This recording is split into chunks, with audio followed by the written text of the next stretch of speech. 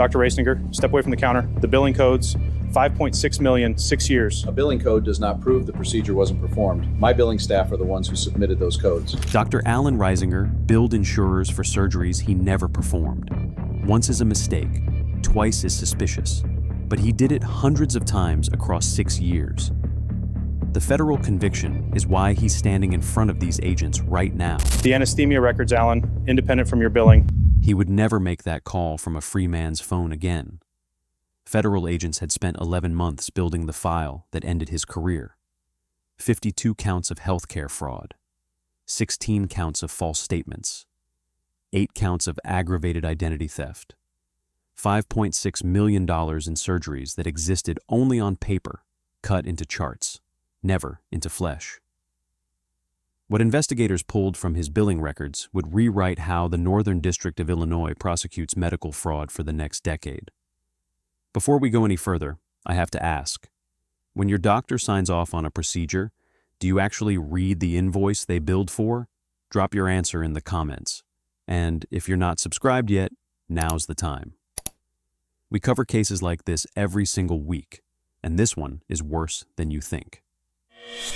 Alan Marcus Risinger was born in April of 1967 in Peoria, Illinois. His father, Carl Risinger, was a manufacturing engineer at Caterpillar Tractor Company. His mother, Ilse Risinger, worked 12-hour shifts as a surgical nurse at OSF St. Francis Medical Center on Northeast Glen Oak Avenue.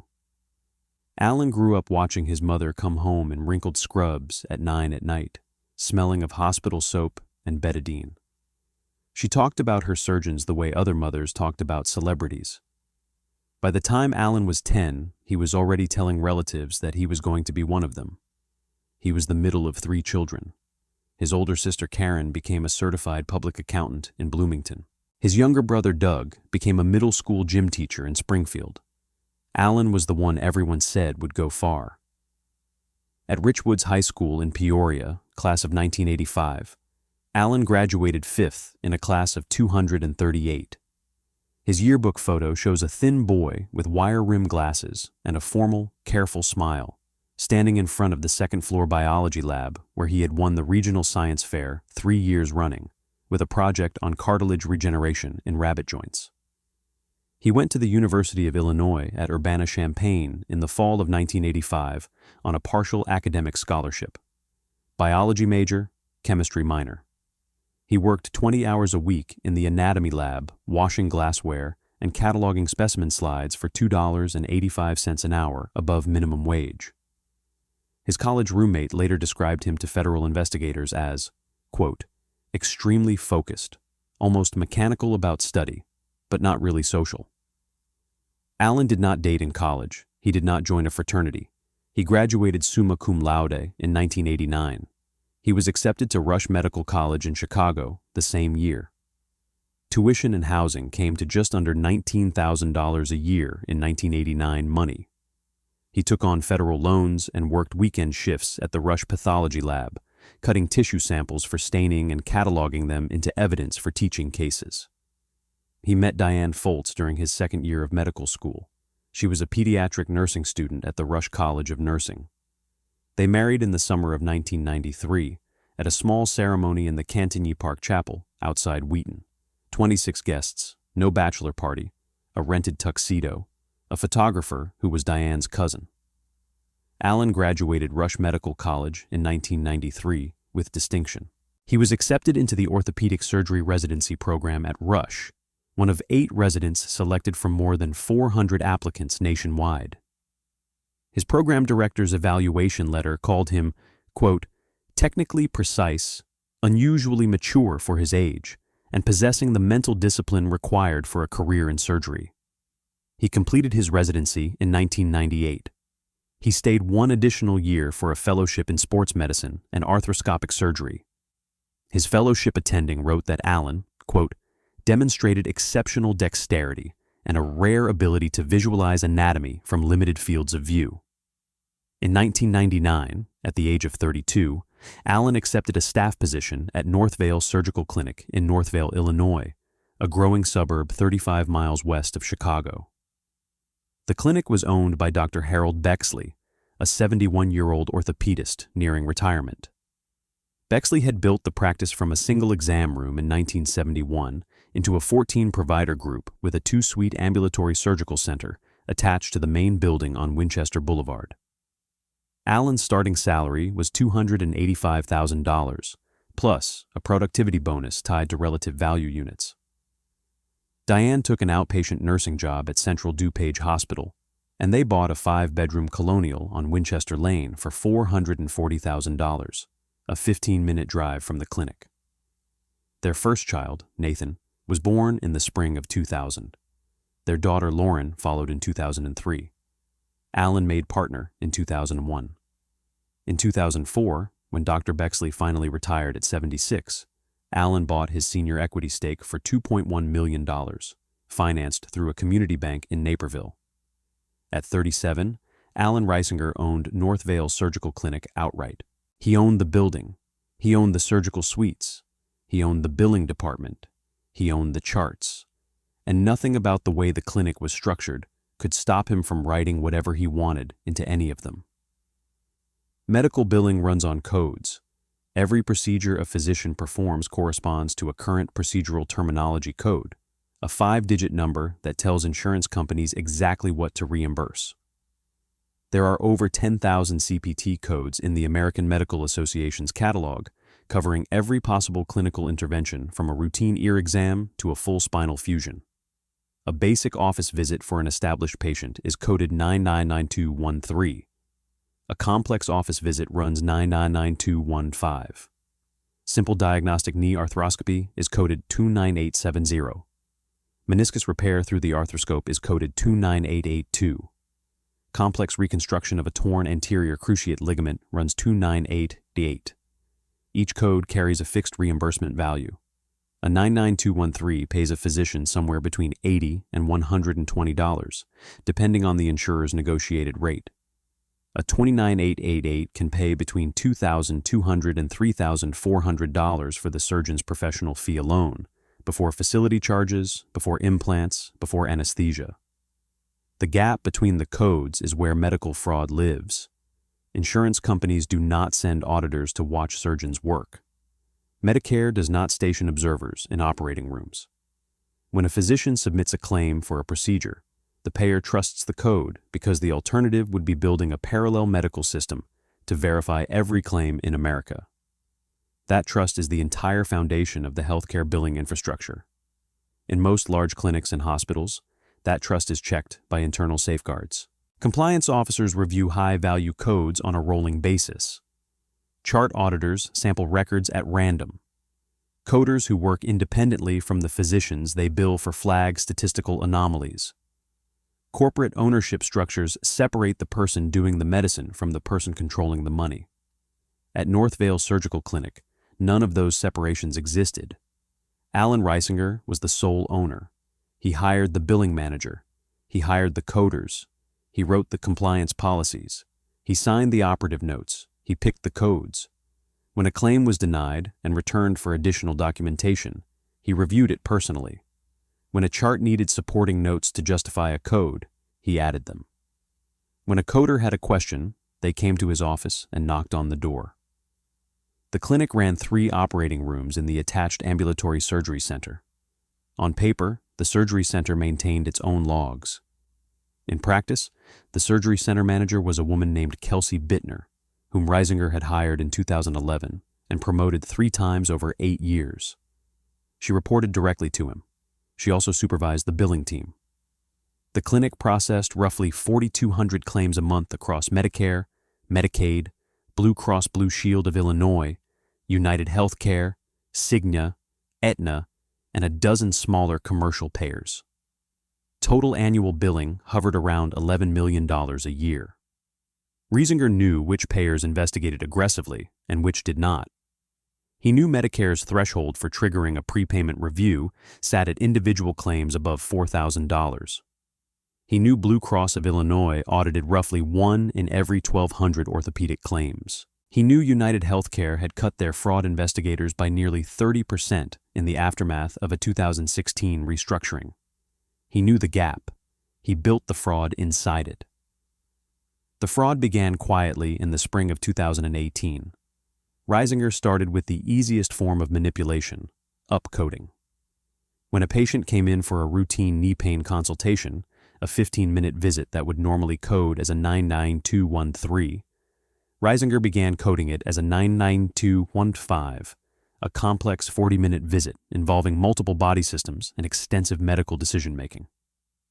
The difference was roughly $140 per patient.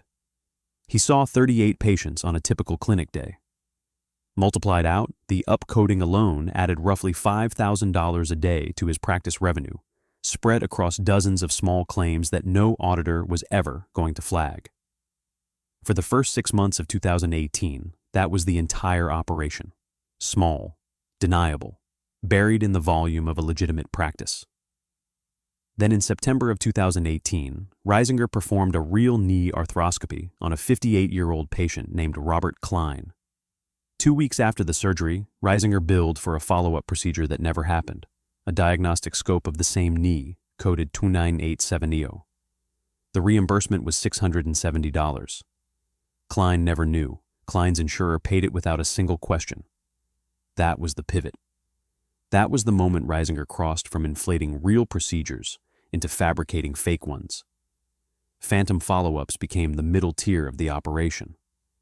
Reisinger would identify patients who had already undergone legitimate surgery at the clinic and bill for post-operative diagnostic procedures that were never performed.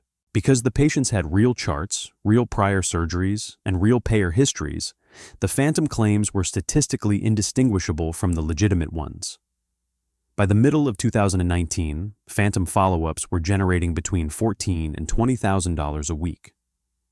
In the fall of 2020, Reisinger escalated again. He began billing for entire surgeries that had never taken place. The method required more coordination. He would select a patient whose chart contained a documented complaint about knee pain, shoulder pain, or hip pain, any complaint that could support the medical necessity for a surgical intervention. He would then dictate a complete operative note describing a procedure that never occurred, fabricated findings, fabricated implant serial numbers, fabricated post-operative instructions. He would sign it. Kelsey Bittner would submit the claim. The insurance company would pay. The money would land in the clinic's operating account, where Reisinger controlled the disbursements as the sole owner of the practice. When claims were questioned by payers requesting additional documentation, Reisinger directed staff to alter charts. Coders would receive an email from him at 6 or 7 in the morning before the office opened. The messages were always brief. Please add lateral meniscus finding to Bergstrom chart. Patient reported medial pain, but the scope revealed lateral tear. Please note post-op inflammation in Kravitz chart. Additional office visit warranted. The staff added what he told them to add. He signed off on it. The claims moved forward. In 2021, the clinic billed roughly $680,000 in fraudulent claims. In 2022, that number climbed to $1.1 million. In 2023, it hit $1.4 million.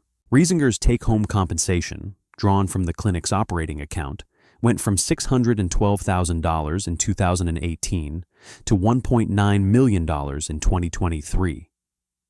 His W-2 grew by more than 300% in 5 years, in a practice whose patient volume had actually declined slightly over the same period. He bought a lake house on Delavan Lake in Wisconsin for $840,000 in the fall of 2021.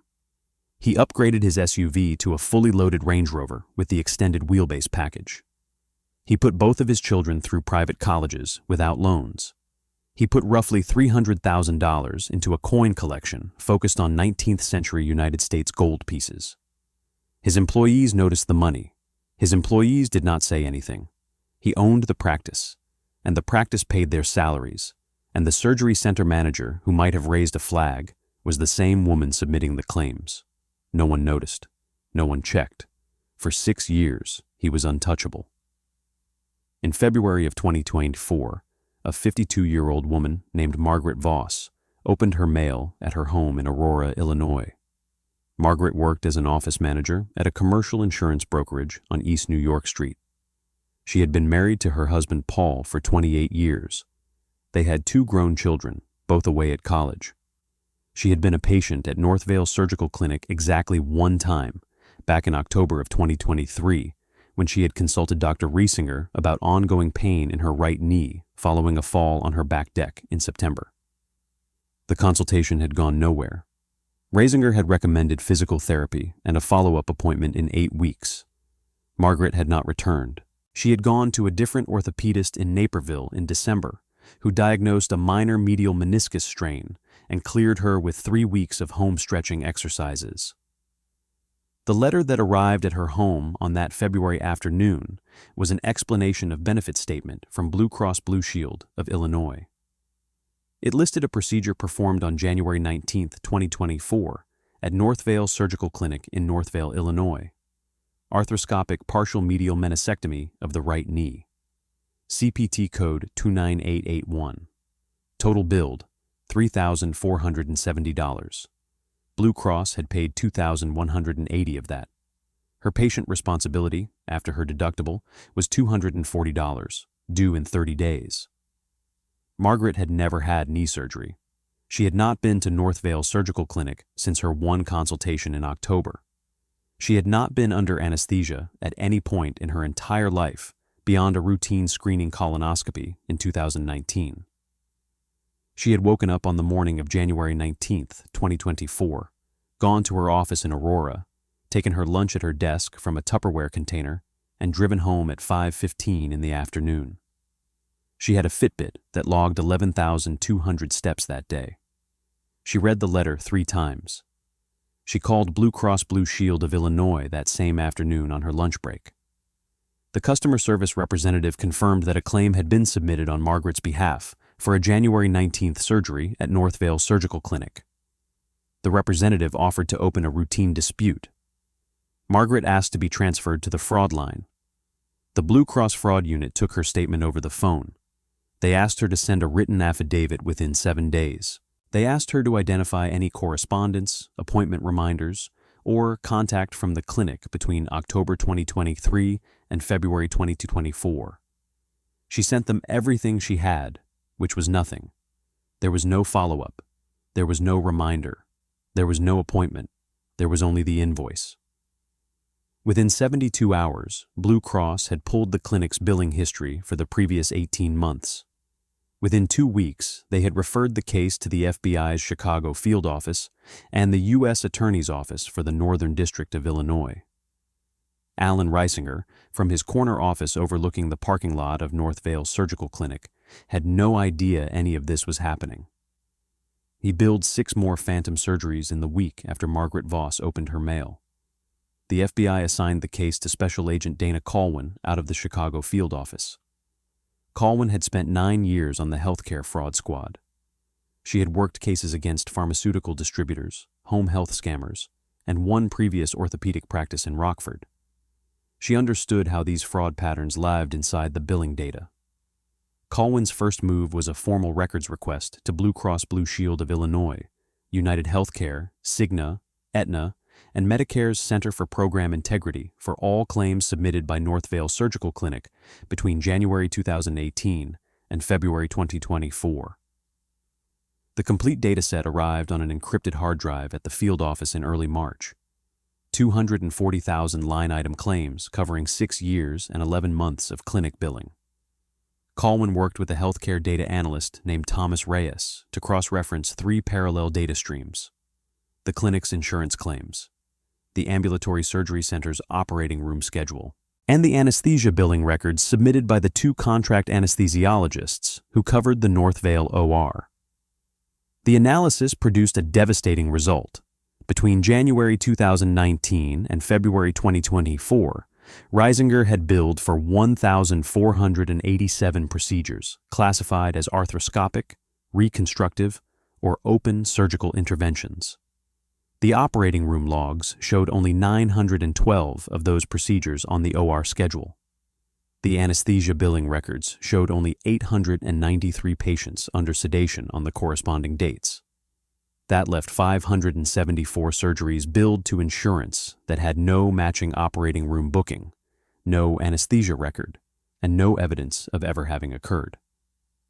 Colwin began contacting patients directly. She reached 116 of them in the first 8 weeks of the investigation. 68 confirmed that the surgeries billed under their names had never happened. 12 remembered a consultation, but no procedure. 9 of them were deceased, and their families had received the EOBs after the fact. 27 refused to speak with a federal agent without a subpoena. In April of 2024, Colwyn served a grand jury subpoena on Kelsey Bittner, the clinic's billing manager and surgery center director. Bittner arrived at the federal building on West Roosevelt Road with a criminal defense attorney her sister had hired. Over the course of 3 separate interviews spanning 11 hours across 2 weeks, Bittner walked the investigators through the operation from the inside. She provided emails. She provided screenshots of chart alteration requests. She provided a spreadsheet she had maintained privately on a personal USB drive since 2021, tracking every phantom claim she had personally submitted, each one coded with a small red asterisk in the notes column and a date stamp. The smoking gun was buried inside the ambulatory surgery center's operating room logs. On March 14, 2023, Reisinger had billed 4 separate patients for arthroscopic knee procedures. The OR schedule for that day showed the surgery center closed. The building had been closed for a scheduled HVAC compressor replacement. No procedures had been performed at North Vale that day. No patient had been on the premises. The parking lot security cameras showed only 2 maintenance vans and Reisinger's Range Rover pulling out at 11 a.m. Reisinger had billed $13,240 in surgeries on a day when the operating room did not exist. Colwyn had her indictment. The investigation is done. The trial is next. If you've made it this far, you already know this channel doesn't let stories like this get buried. Subscribe if you haven't yet. The verdict in this one, and what the judge said before he handed it down, is worth staying for. On the morning of May 22, 2024, Special Agent Dana Colwyn and 4 other federal agents arrived at North Vale Surgical Clinic at 7:14 a.m. Reisinger's Range Rover was already in the parking lot. His clinic day was scheduled to start at 8. Colwyn found him in his corner office on the 2nd floor, reviewing charts at his desk. He was wearing a starched white lab coat over a blue Oxford shirt and a burgundy tie. His reading glasses were pushed up onto his forehead. A cup of coffee from the clinic break room sat cooling on a coaster next to his laptop. Colwyn knocked once and stepped inside. 2 agents followed her through the door. 2 more stayed at the front desk downstairs to keep clinic staff from entering the building. Colwyn. Dr. Reisinger, Special Agent Dana Colwyn, FBI. We have a warrant for your arrest and a search warrant for these premises. Please stand up and step away from the desk. Reisinger did not move for a moment. He set his pen down carefully next to the chart in front of him. He looked at Colwyn. He looked at the 2 agents behind her. He looked back down at the chart. Reisinger. There must be some kind of mistake. Colwyn. There is no mistake, sir. Please stand up. Reisinger. I am a physician. I have patients scheduled today. I have a woman coming in at 10 with a rotator cuff that needs evaluation. She has been waiting 6 weeks for this appointment. Colwyn. Sir, you need to stand up now. He stood, slowly. The color had drained from his face, and his hands moved to smooth the front of his lab coat, a small automatic gesture that stopped in the air as if he had forgotten what he was doing halfway through. Reisinger. What is this about? What am I being charged with? Colwyn. Healthcare fraud, false statements in a healthcare matter, and aggravated identity theft, Dr. Reisinger. We can go through the specifics at the federal building. Right now, I need you to place your hands behind your back. He did not resist. He did not speak again as the handcuffs went on over the sleeves of his lab coat. He walked out of his own clinic with a federal agent on either arm, past the 2 receptionists at the front desk who had worked for him for 11 years, past the waiting room where 3 patients sat with their intake paperwork on clipboards. One of them was a woman with a knee brace. She looked up as he passed. At the federal building on West Roosevelt Road, after being read his Miranda rights in the interview room, Reisinger said only 6 words to Special Agent Colwyn. Reisinger. I would like a lawyer, please. He did not speak again for the entire booking process. The grand jury indictment came down on June 4, 2024, 76 counts total, 52 counts of healthcare fraud under 18 U.S.C., paragraph 1347, 16 counts of making false statements in healthcare matters under 18 U.S.C., paragraph 1035, and 8 counts of aggravated identity theft under 18 U.S.C., paragraph 1028A, each carrying a mandatory consecutive 2-year sentence upon conviction. The U.S. Attorney's Office for the Northern District of Illinois assigned the case to Assistant U.S. Attorney Priya Ramanathan, a career prosecutor who had built 5 prior healthcare fraud convictions over the previous decade. Reisinger retained Douglas Whitlow of Whitlow, Fraser, and Mead, one of the most expensive defense attorneys in Chicago. Whitlow's retainer for the case was later reported in civil filings at $1.1 million. The defense strategy was documentation error. Whitlow argued to the jury that the discrepancies between billing and OR logs reflected sloppy record-keeping by clinic staff, that Kelsey Bittner was a disgruntled employee whose personal spreadsheet was a self-serving fabrication designed to shift blame away from herself, that the phantom procedures actually represented legitimate services performed in office rather than in the OR, and simply documented in the wrong location by an overwhelmed billing team. The strategy did not survive the trial. Trial began on September 9, 2024, in the courtroom of the Honorable Warren Kastner in the Everett McKinley Dirksen U.S. Courthouse on South Dearborn Street in Chicago. The trial lasted 12 days. AUSA Ramanathan called 31 witnesses. Kelsey Bittner testified for 2 full days. She walked the jury through 58 specific phantom claims, tracing each one from the fabricated operative note to the submitted CPT code to the deposited insurance payment. She read from her own private spreadsheet. She read from Reisinger's emails. She read one, dated November 3, 2022, at 6:47 a.m. That said, quote, "Add second look scope to Hendricks. We need the extra code on the claim before it goes out today." The 2 contract anesthesiologists testified that they had never seen the patients on hundreds of the fraudulent claims. 14 patients testified in person. One of them was Margaret Voss. Margaret Voss on the witness stand. I opened the letter at my kitchen table. It said I had a surgery. I had never had a surgery. I sat there for about 10 minutes trying to figure out if I was losing my mind. Then I picked up the phone.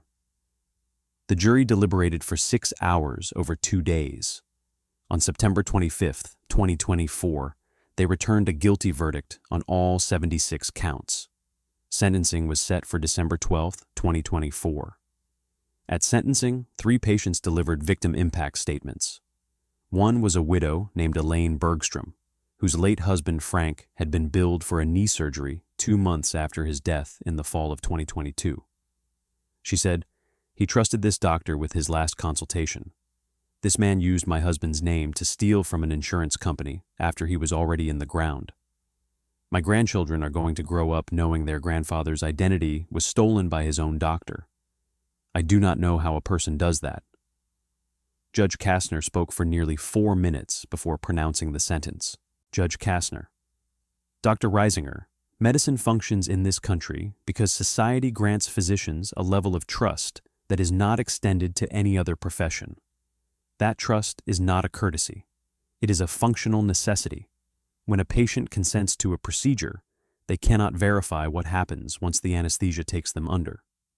They rely entirely on the honesty of the person holding the scalpel. You did not just violate that trust. You weaponized it.